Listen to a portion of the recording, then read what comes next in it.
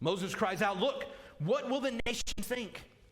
What will their thought of you be if you bring Israel out of Egypt, but you do not continue all the way with them? What will the nations think if you abandon them in the wilderness?" Moses realized what Isaiah proclaimed, that Israel is to be a light to the nations. The main thing that made Israel important isn't that we came from Abraham or even that we found freedom out of Egypt, and it certainly wasn't because we were special in any kind of way. It was that the Shekinah of the living God was with us, in our midst, leading our way and fighting for us.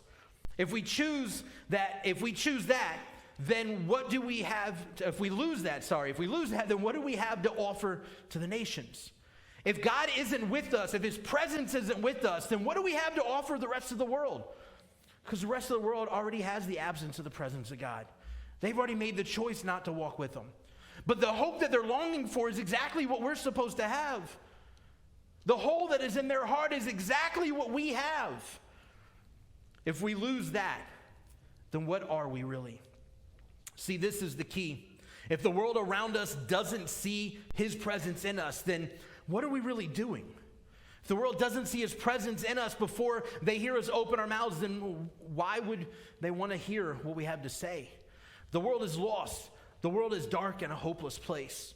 What the world needs most is to see the presence of the living God of all creation, to see the hope of redemption and restoration in us, to see the power of salvation active in our lives. Unfortunately, most often, what the world generally sees in most believers is a lot of hypocrisy, a lot of faking it, a lot of putting on a good show. Again, our discipleship means nothing without the clear and present revelation of the presence of God in our lives.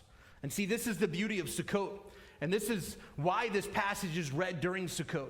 The temporary dwelling place we build is not just some neat little shanty or lean-to. The temporary dwelling place is to remind us of the time in which our very existence solely relied on the presence of God, dwelling in his tabernacle and his mishkan and his dwelling place among us.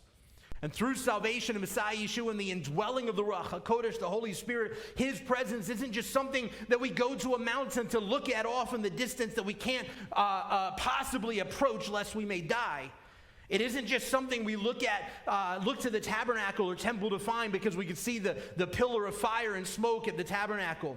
It isn't just the reality in the Holy of Holies that only the high priest could enter and only if protected by the smoking incense. No. Now his presence very literally resides or dwells within us, in our hearts, and in our lives.